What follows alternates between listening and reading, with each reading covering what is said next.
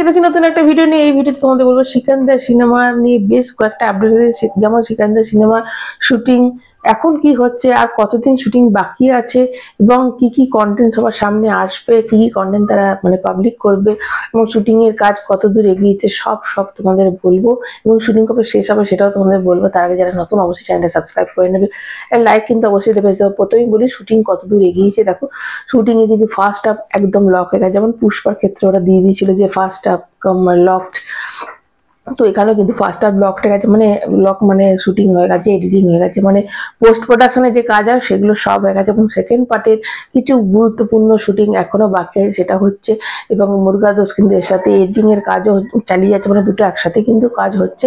কিছু গুরুত্বপূর্ণ কিছু সিন আছে যেগুলো এখন শুটিং করা হচ্ছে, এবং একটা গান রশ্মিকা মন্দানার সাথে এখনো বাকি আছে। এই সিনেমায় টোটাল 4 থেকে 5 খানা গান আছে, তো একটা গান সবে রিলিজ হবে, মানে একটা গানের শুটিং বাকি আছে। এবং এর সাথে তোমাদের বলি যে এই কন্টেন্ট এবং এই যে কন্টেন্ট গুলো কবে রিলিজ করবে, দেখো তার আগে শুটিংটা শেষ হবে হচ্ছে ফেব্রুয়ারির মিডে, মানে শেষের দিকে ধরো, কারণ মার্চ মাসের একদম এন্ডে সিনেমাটা রিলিজ করবে। তোমরা জানো পুষ্পার ক্ষেত্রে একদম লাস্টে মানে 5 দিন আগেও তখনও তাদের শুটিং চলছিল। এখানে সেরকম হবে না, এখানে ফেব্রুয়ারির শেষের মধ্যে কিন্তু এদের শুটিং শেষ হয়ে যাবে। তার আগে কিন্তু এরা একটা গান রিলিজ করবে, যে গানগুলো শুট হয়ে গেছে সেই গান একটা রিলিজ করবে, ওরা 1 থেকে 2টো গান রিলিজ করবে। এবং যেটা শোনা যাচ্ছে যে কি কন্টেন্ট তারা দেবে, তার শোনা যাচ্ছে যে একটা ট্রেলার কিন্তু তারা দেবে 1 মাস আগে।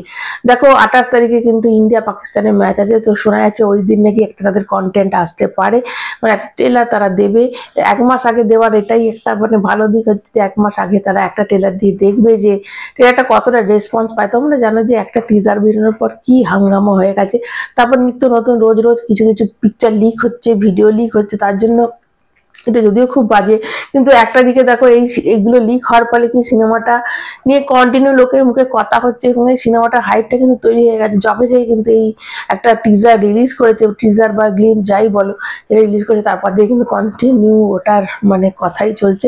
তো এবার ফার্স্টে একটা কন্টেন্ট দেবে, এবার ওই কন্টেন্টটা যদি জবরদস্ত হিট হয়ে যায়, সবার ভালো লেগে যায়, যেমন অ্যানিমালের ক্ষেত্রেও এরকমটা হয়েছিল, যে একটা টিজার তারা যখন ট্রেলার তারা যখন বার করেছিল, ওটা দেখার পর লোক বলছিল মানে এলেই দেখতে হবে। তো এরকম একটা জবরদস্ত যদি বেরিয়ে যায় তাহলে কিন্তু ওরা সেকেন্ড আর কোনো কিছু বার করবে না। তবে 14 ফেব্রুয়ারি মানে ভ্যালেন্টাইন্স এর দিনে একটা গান রিলিজ করবে, এরকমই একটা শোনা যাচ্ছে। দেখো এটা অফিসিয়ালি নয়, তবে ভেতরের খবর যেটা বলছে এরা 14 ফেব্রুয়ারিতে একটা গান রিলিজ করবে।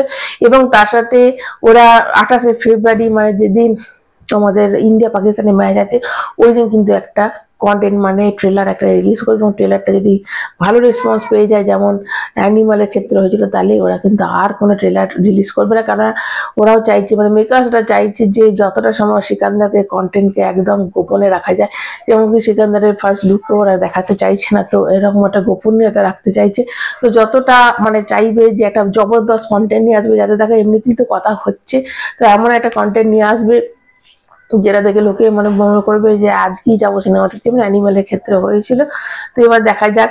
এবং 28 তারিখে অবশ্যই একটা শোনা যাচ্ছে রিলিজ করবে, এবং সেটা হিট করে গেল, আর করবে না।